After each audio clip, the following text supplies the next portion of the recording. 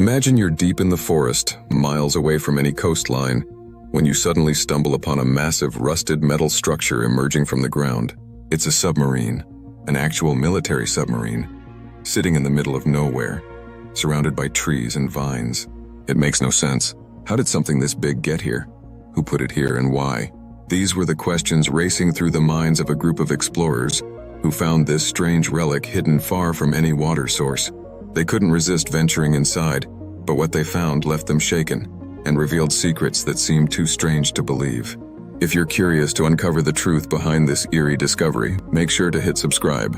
Let's explore this mystery together to the very end. The explorers could hardly believe their eyes as they approached the submarine. Its exterior was worn and overgrown with moss, as though it had been abandoned here for decades.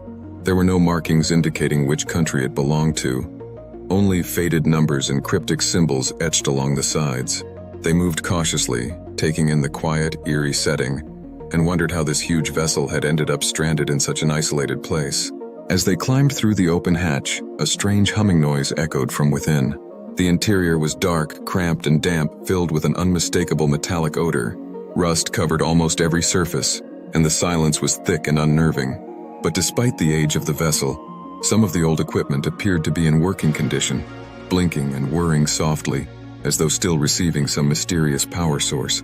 Deeper inside, the explorers began to notice peculiar details that didn't fit with a traditional submarine layout.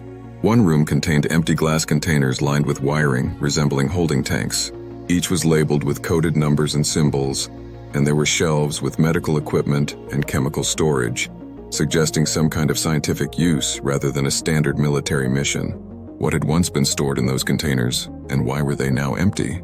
Continuing into the vessel, the humming grew louder as they descended a tight staircase into the lower levels. Here the air was colder, and the surroundings had a darker, more unsettling feel. It was as if something had been intentionally hidden in this lower chamber, concealed from prying eyes for years. One of the explorers led the way, brushing aside cobwebs as they entered a large reinforced room at the stern of the submarine. In the center was a massive rusted door marked with warning symbols in faded paint. The language wasn't familiar, but the message was clear. Whatever lay beyond that door wasn't meant to be disturbed. With a tense breath, they pulled the handle, and the humming stopped abruptly, plunging the entire submarine into silence. Beyond the door, they found a small room with a large glass cylinder filled with murky liquid in the center. The explorers froze, staring into the tank. Inside was a figure, humanoid but not quite human. Its limbs were elongated, its skin a strange pale gray, and its eyes, even through the glass, seemed to glow faintly. Tubes and wires connected this figure to nearby machinery that, though ancient, still whirred faintly, as if preserving whatever this creature was in suspended animation. Nearby, one of the explorers noticed a stack of files, yellowed and partially burned, but still readable enough to piece together a story. The documents hinted that this submarine had been part of a top-secret mission to recover a biological specimen from an undisclosed location. Phrases like "unique specimen" and warnings of unpredictable behavior were scattered throughout the pages. One sentence in particular stood out.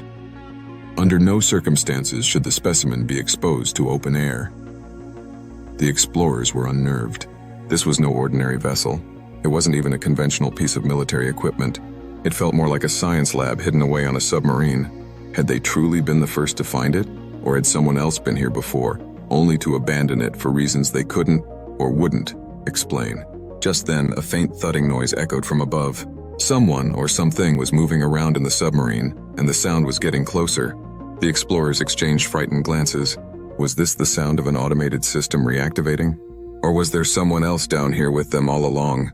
Trying to stay calm, they carefully backed out, navigating the cramped passageways, their senses heightened. The thudding grew louder, almost as if the submarine itself were alive, warning them against revealing its secrets. They quickened their pace, making their way to the hatch, and as they climbed out, they heard the hum once again, a chilling reminder of what lay inside. They left the site in silence, carrying with them only memories of the strange figure preserved in the dark, and questions that would likely never be answered. Some mysteries, it seems, are better left undisturbed.